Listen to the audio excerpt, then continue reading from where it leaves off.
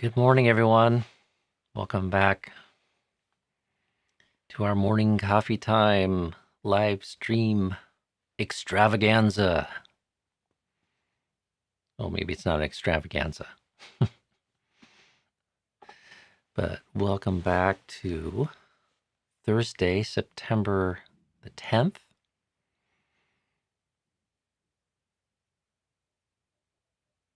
We've been blessed with another day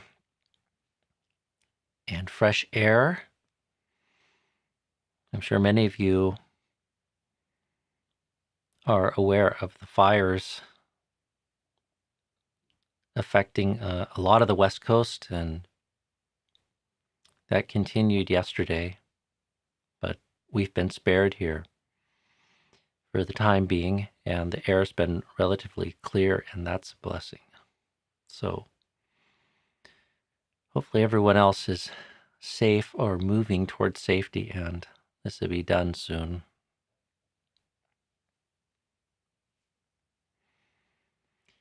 So how is everything looking and sounding today? I see a couple thumbs up from people.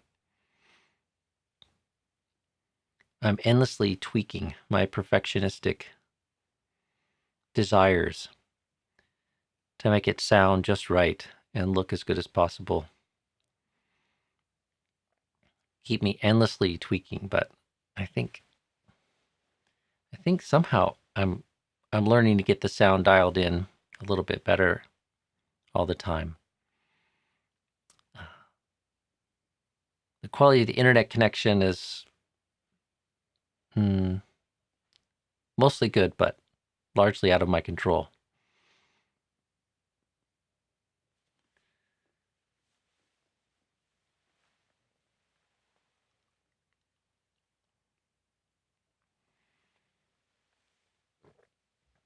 So today,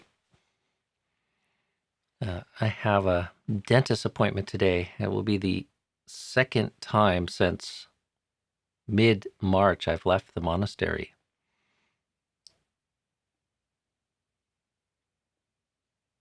Which seems rather amazing, although I've had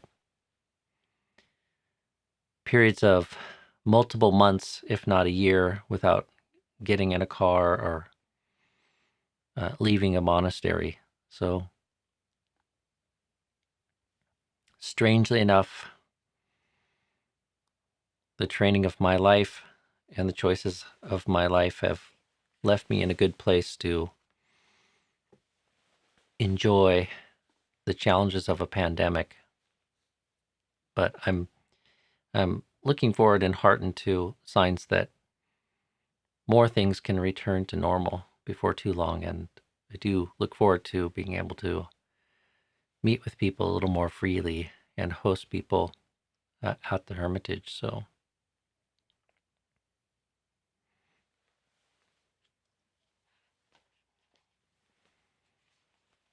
there were several questions yesterday that I didn't get to, and I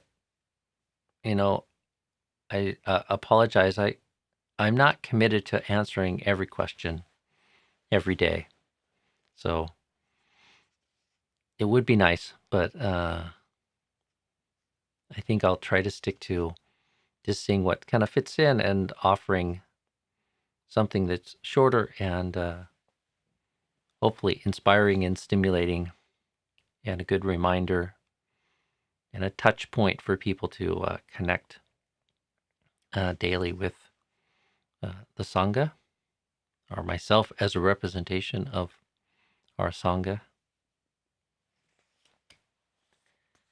Getting set up this morning, I was flipping through this new copy of the Dhammapada that was sent me, and really like some of the how some of the translations read. And I just thought I'd share. I typed a little bit for people who are here early in the chat. I typed a little bit of a passage from the chapter on happiness.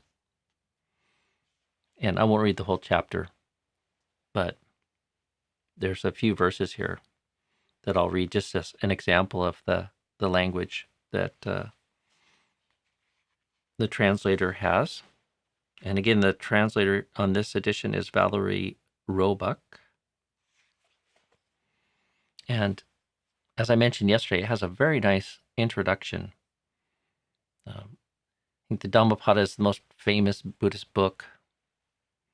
And I think the publishers made an effort to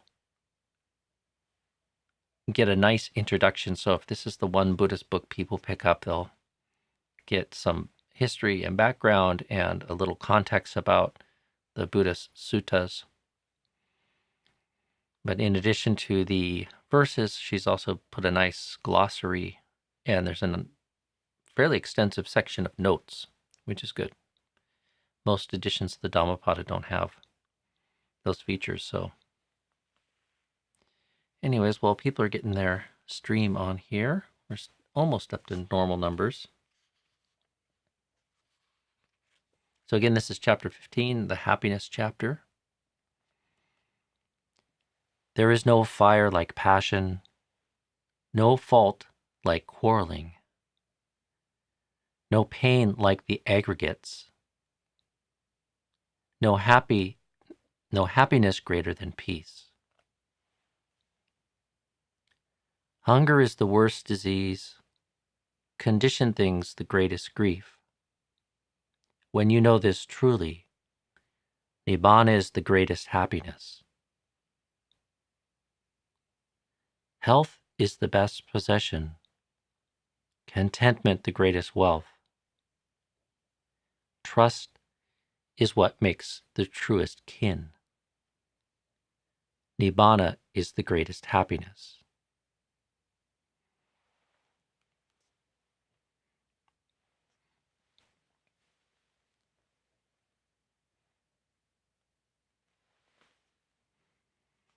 So a couple notes there. Some people might not be familiar with this word, the aggregates. And the aggregates is pointing to a teaching of the Buddha where he breaks things down into a little more refinement other than just talking about mind and body. So the five khandhas in particular is most often what this word, the aggregates, is referring to. So that would be form, including the body, physical form, feeling affect, the positive and negative charge that comes with sense contact, perceptions, mental formations, which is emotion and thought, but it encompasses many aspects of mentality, and then consciousness. So these 5 heaps, a khandha is like a heap or grouping, these 5 heaps is a way to model the reality or the experience of mind and body. And one of the more succinct ways the Buddha talks about the experience of dukkha and the roots of that experience of dukkha is clinging, attachment to the 5 khandhas. So this line of like no pain like the aggregates. There is no dukkha like the aggregates. And when you find that in the suttas, it's the implication there is the 5 aggregates affected by clinging or affected by attachment.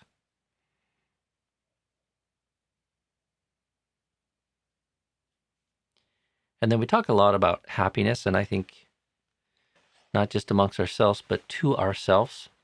On some level, I think we have a very durable program that's constantly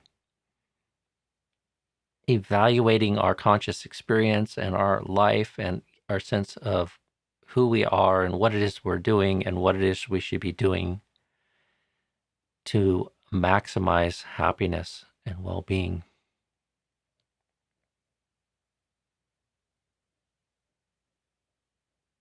And I think for so many people, The default assumption there is that pleasure is happiness. And a wise person teases out the difference between pleasure and happiness and is not confused.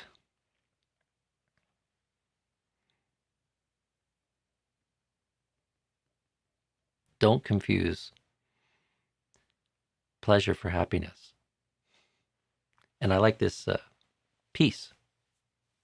Peace is happiness. And Nibbana is the truest form of happiness because it is the ultimate peace.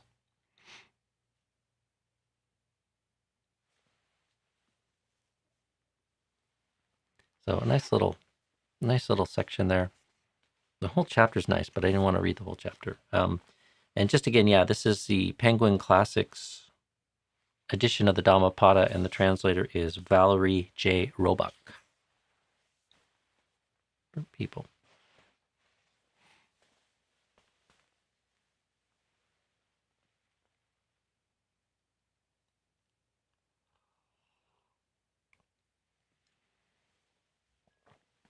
Okay, well, what is on everyone's mind this morning? People have questions or concerns. I don't see my name highlighted here too much.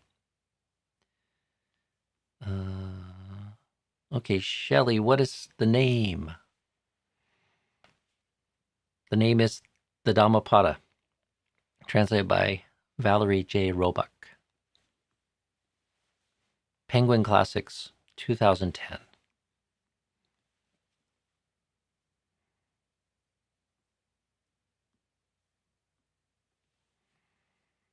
Since the Birken at Home retreat, I've been learning from you. Will you consider keeping some things virtual if things open up, like Ajahn Sona plans to, with metta Cittapala? Well, yes, I'm considering keeping some things kind of available and going, but it has to fit in with everything else I do here. And in just a couple of weeks, I'll be the only monk here and responsible for a 10-acre monastery with several buildings. So, not sure how that's going to work. And then I'll be moving into a period of sabbatical this fall. So I won't be doing any public teaching during that time, although I've been talking with Ajahn Sona about doing a question and answers session in the retreat that's in December that he'll be offering at the end of December. So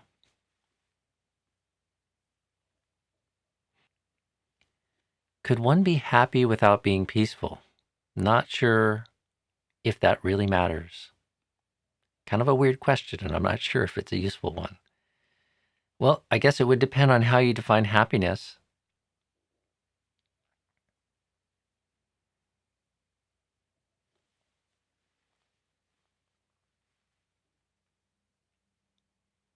It's one of those words that we have that gets defined in so many different ways. But if you want to take the Buddha's definition, one can't be truly happy or profoundly happy without being at peace.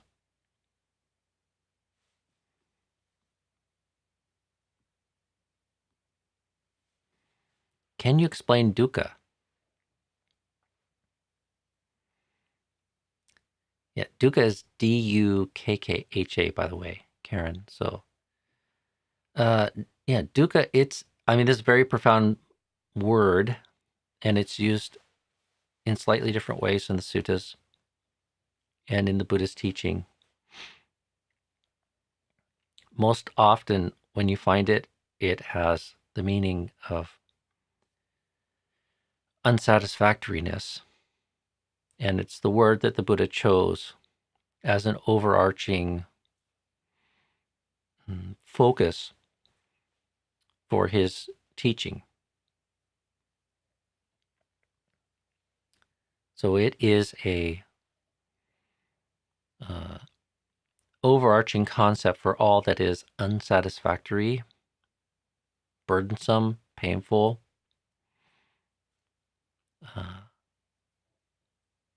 not peaceful, not free. It also has a simple meaning, pain. So its opposite in the Pali language is sukha, which means pleasing our happiness, pleasing our happy. And dukkha means unpleasing, painful. But my favorite translation for it is unsatisfactory. So it is a dissonant spiritual, mental experience that comes in all kinds of strengths and shades. There are coarse forms of dukkha, which would be the great forms of suffering that people deal with: emotional, physical, psychological agony, and the various pain of existence. But also at the other end of the spectrum, it can just be this subtle dissonance in the conscious experience that comes from a lack of wisdom, a lack of understanding how it is, a lack of having developed a deep, transformative spiritual insight into the nature of suffering, its existence, its causes, and how it can be brought to sensation through development of the mind and development of a kind of wisdom or understanding.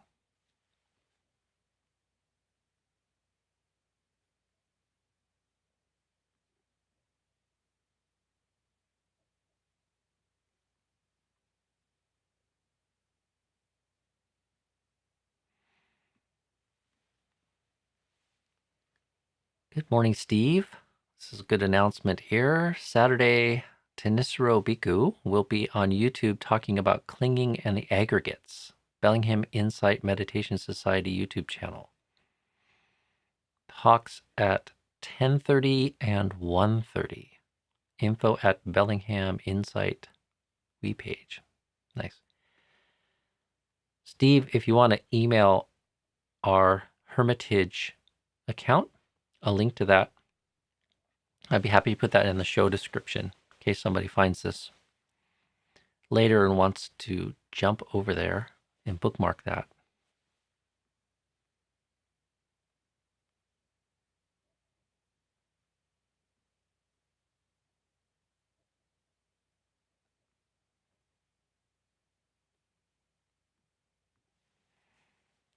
Could you talk briefly about contemplation of moment-to-moment change? I've been finding it really useful lately.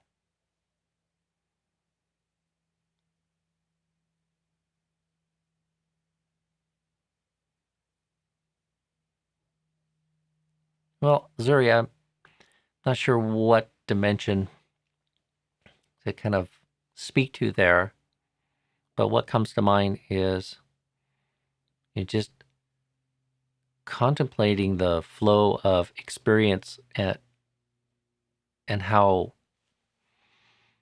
reality is this ever unfolding dynamic of changing conditions.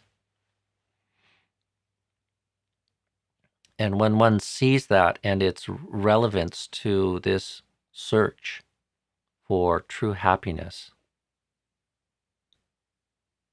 one's priorities and evaluation of how to be and how to give oneself to the experience of life is transformed in a positive way. If you really understand how ephemeral everything is, including the enjoyment of the things that you have and love, and you see the liability in that, then one learns to search for a more perfect form of well-being and happiness that can be found outside of the conditioned.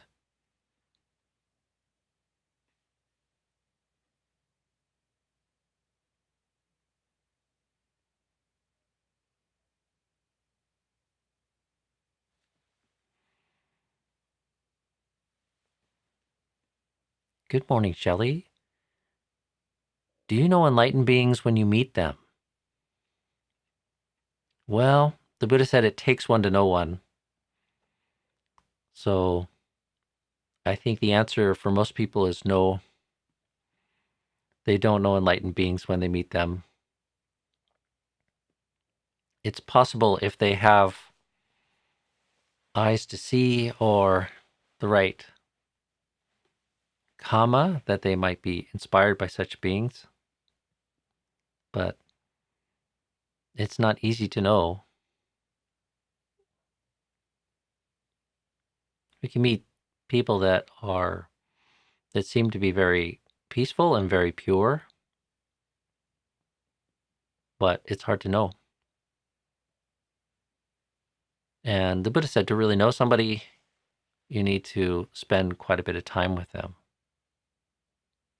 and see them through thick and thin and in all kinds of situations to really even begin to kind of know them sort of deeply.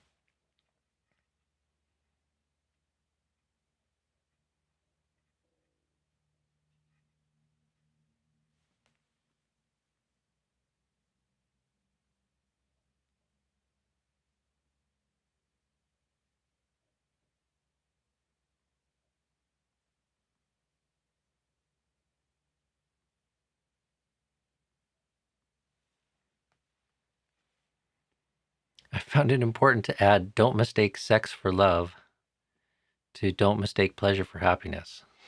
Well, I suppose that would be appropriate for some people. So as a monk, we just practiced celibacy, so there's no mistaking sex for love.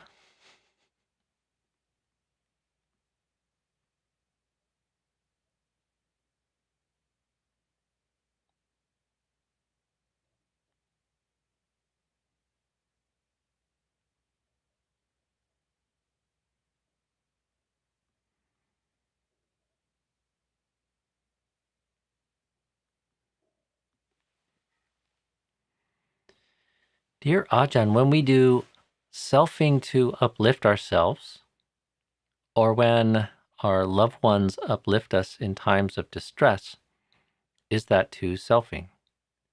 If there is no self, what is self-esteem then? Well, some read, it's difficult just to give up the habits of selfing. A cultivation has to be undertaken and insight has to be developed for the self to be understood as an illusion, and for that to be recontextualized or fall away as something that one clings to as an ultimate truth or an ultimate identity. So, it is inevitable that you will be creating some sort of sense of self, but it's not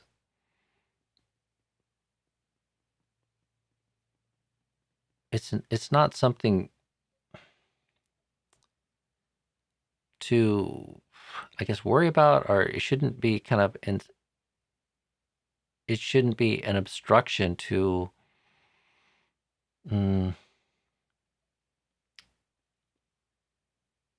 practicing that which is skillful, and learn over time sort of how self is something that just kind of sullies or pollutes the purity of skillful actions, skillful emotions, skillful speech. Like, all those things can happen. We can uplift ourselves. We can be uplifted by others. We can be comforted by others without engaging in a whole lot of selfing. But it takes a cultivation and a development of the practice to get a feel for that and to start to lessen the sense of attachment to self, and for that to kind of fall away.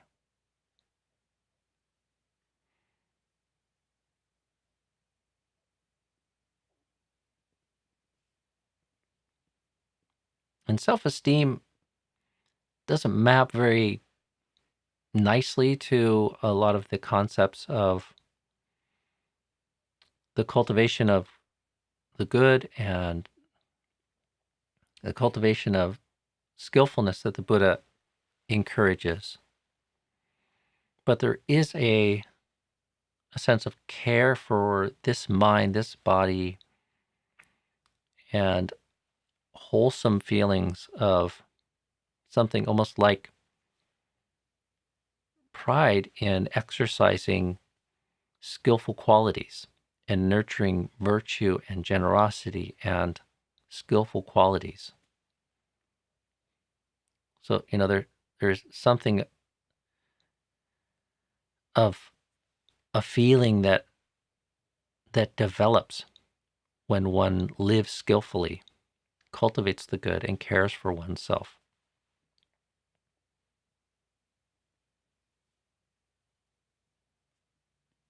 And although the Buddha wouldn't call that self-esteem, it might have some relationship to various modern notions of self-esteem.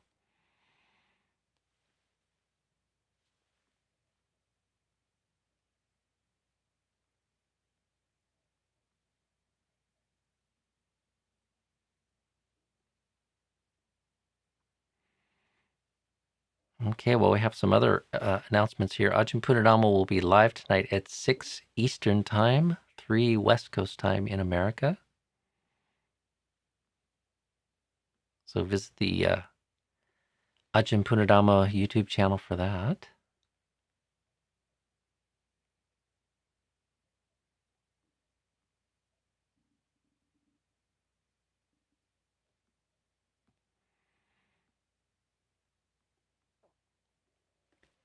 What is the difference between chanda and viriya? Lay teachers say that we can too much of this. Maybe do is supposed to be in there. We can do too much of this, and over-efforting. Is this a thing? Chanda is desire. Chanda is a Pali word for desire, and unlike tanha, chanda can be wholesome, and chanda can be a desire that does not lead to dukkha. Tanha always leads to dukkha, but chanda can be, it can lead to dukkha, or it can be sort of positive. So it's another word for desire that is oftentimes connected with the motivation to engage in skillfulness or to put forth effort.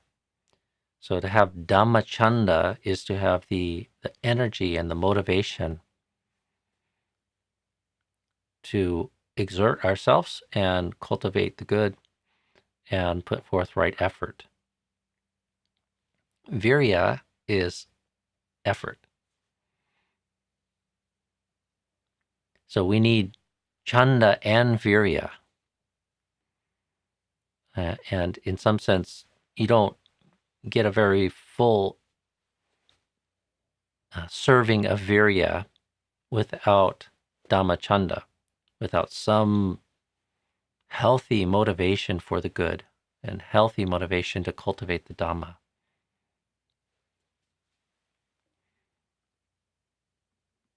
And that's something worth reflecting on from time to time when we're unhappy with the effort or the efforting that is going into our practice. We need to sometimes nurture our faith and our motivation. Why is it that we're doing this?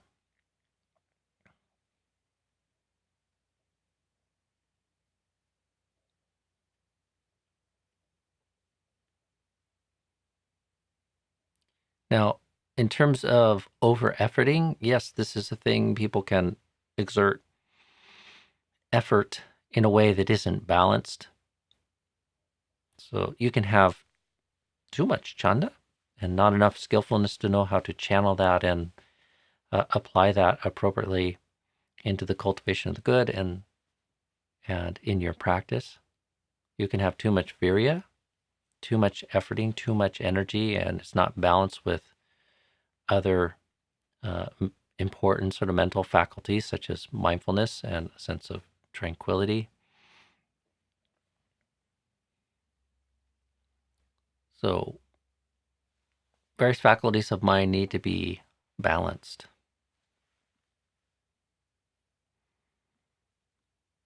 One thing to consider around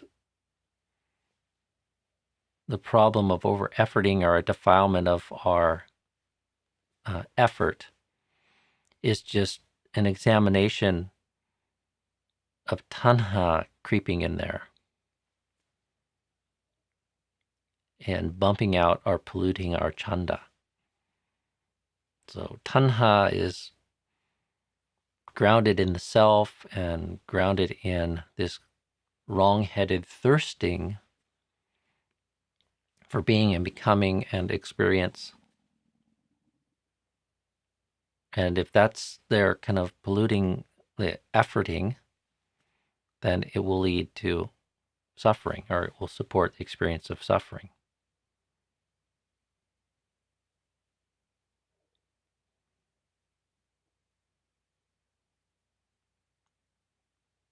Okay, one more announcement, and then I think we'll... Actually, okay, one more question and one more announcement, and then I should get going.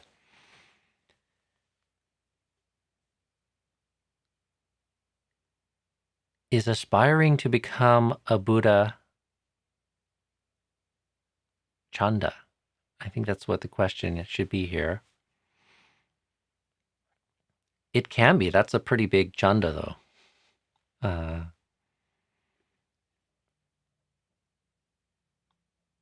And I've never seen chanda sort of used in that context. The most common context I think it's associated with is Dhammachanda, which is just the motivation or the desire to cultivate Dhamma.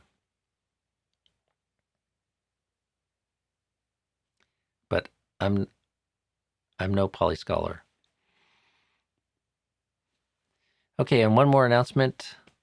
Ajahn Sucitto is on Zoom at 6 a.m. Sundays Pacific time in the west coast of America. So translate that to your time. Go to Chithurst Monastery website for details. So thanks, Carol. Okay, a wealth of Dhamma announcements today. All right, well, I'm going to leave it at that for today, friends. Wish you well, and if you're here in Cascadia or on the West Coast, I hope the air is clear and your homes are safe, and that the fires pass soon. So I will see you all again tomorrow for our Friday morning coffee stream.